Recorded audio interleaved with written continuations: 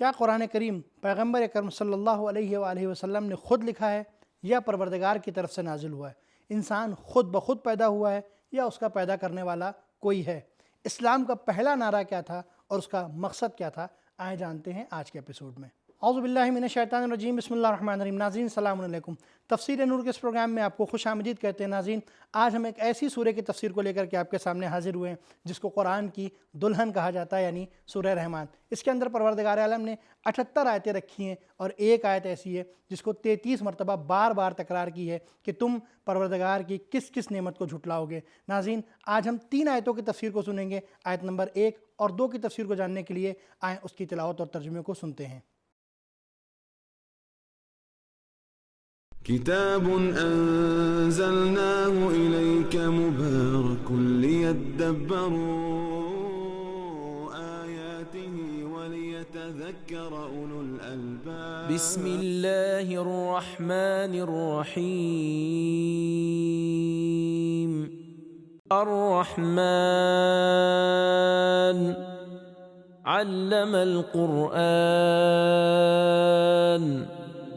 وہ خدا بڑا مہربان ہے جس نے قرآن کی تعلیم دی۔ ناظرین، یہ تو تھی آیت نمبر 1 اور 2 کی تلاوت اور ترجمہ۔ اب دیکھتے ہیں کہ اس کے اندر نکات کون کون سے پائے جاتے ہیں۔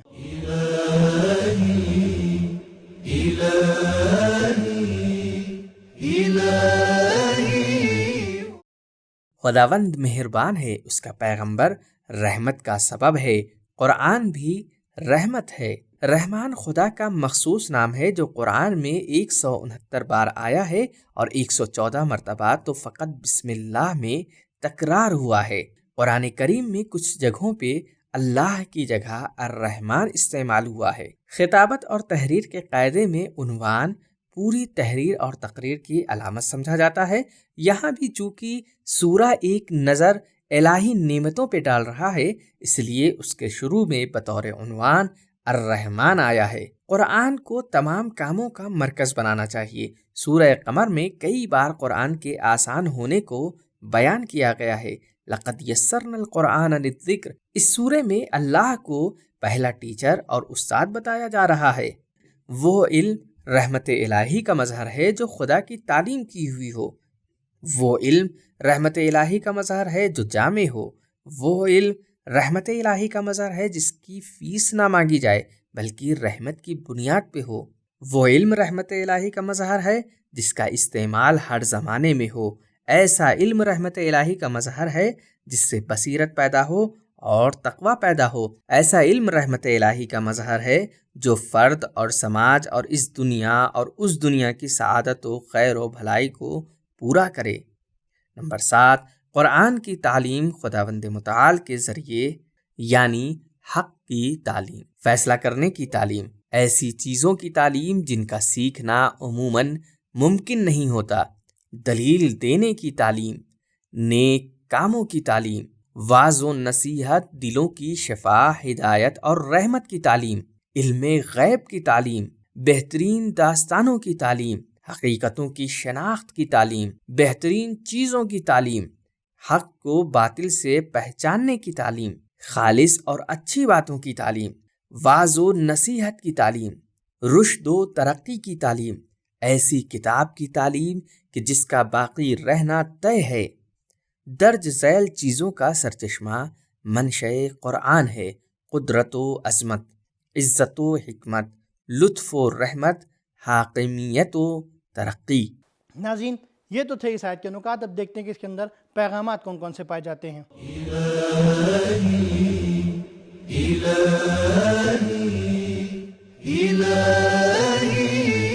نمبر 1، قرآن کا پہلا استاد خداوند متعال ہے۔ نمبر 2، شریعت کا نفاذ رحمت کی بنا پر ہے۔ نمبر 3، ان لوگوں کے اشکال اور اعتراض کا جواب دیا جانا چاہیے جو یہ کہتے ہیں قرآن کسی آدمی نے پیغمبر کو سکھایا ہے، یعلمہ بشر، تو یہ کہنا چاہیے کہ اس کو خدا نے سکھایا ہے۔ الرحمن علم القرآن۔ نمبر 4، انسان کو قرآن کی تعلیم دینا رحمت الہی کا ایک جلوہ ہے۔ 5، استادی اور معلم ہونا خدا کی شان ہے۔ نمبر 6، پڑھنے پڑھانے یا تعلیم و تعلم کا کام محبت و ہمدردی کی بنا پر ہونا چاہیے۔ نمبر 7، قرآن کو انسان درک کر سکتا ہے اور سمجھ سکتا ہے۔ ناظرین، یہاں پر ہماری ان 2 آیتوں کی تفسیر مکمل ہو جاتی ہے۔ آج کے ایپیسوڈ کی آخری آیت یعنی آیت نمبر 3 کی تفسیر کو جاننے کے لیے آئیں اس کی تلاوت اور ترجمے کو سنتے ہیں۔ خلق الانسان،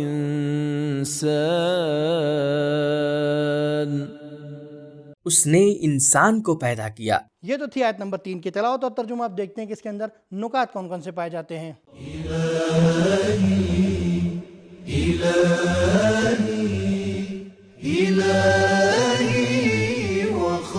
انسان مختلف جہتوں سے قابل توجہ ہے، کمال تک پہنچنے کی جہت سے کہ کس طرح بے جان مٹی سے ایک جاندار اور شعور والا اور سمجھدار نکلتا ہے، مادی ضرورتوں کو پورا کرنے کی جہت سے کہ کیسے طبیعی دنیا کو اس نے اپنے کنٹرول میں کیا ہوا ہے، مثبت اور منفی رجحان کی جہت سے کہ کچھ منفی رجحان کی طرف قرآن نے اشارہ کیا ہے، لالچی ہے، بے صبرہ ہے، گھاٹے میں رہنے والا ہے، طغیان کرنے والا ہے، ستمگر ہے، نادان ہے، جلد باز ہے، ناشکرہ ہے۔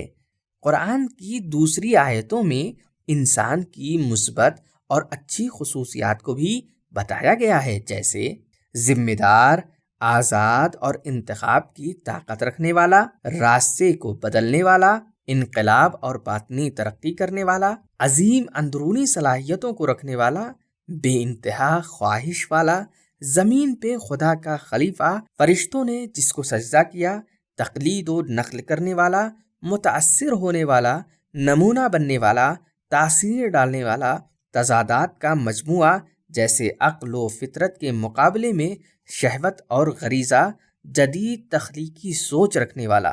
جہاں بحث قرآن کی تعلیم کی ہے، وہاں انسان کو تمام مخلوقات پہ مقدم کیا گیا ہے۔ علم القرآن خلق الانسان۔ لیکن جب دوسرے علوم کی تعلیم کی بات آتی ہے تو بھی انسان سب سے آگے ہے۔ خلق الانسان من علق الذی علم بالقلم۔ ان نکات کے بعد دیکھتے ہیں کہ اس آیت میں پیغامات کون کون سے پائے جاتے ہیں۔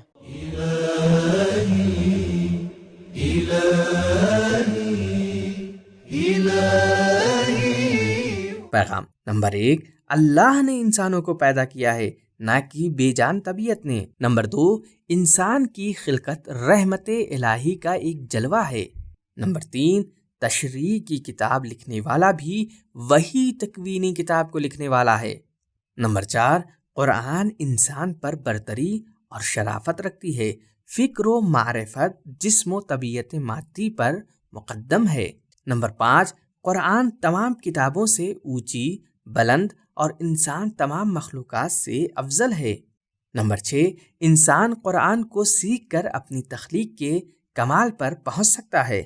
تو ناظرین، پتہ چلا کہ قرآن کریم ایک ایسی کتاب ہے کہ جس کو نہ کسی عام انسان نے لکھا ہے، نہ پیغمبر اکرم صلی اللہ علیہ وآلہ وسلم نے، بلکہ اس کو پروردگار عالم نے اپنے حبیب کے اوپر نازل کیا ہے، اور اس کے اندر کسی طرح کی کوئی کمی پائی نہیں جاتی، اور اس انسان کو بھی اور اس کائنات کو بھی پروردگار عالم نے خلق کیا ہے۔ ناظرین، آج کا ہمارا یہ ایپیسوڈ یہیں پر ختم ہوتا ہے۔ انشاءاللہ پھر ملیں گے، تب تک کے لیے شکریہ، خدا حافظ۔ سبیل قرآن، قرآنی سماج کی پہچان۔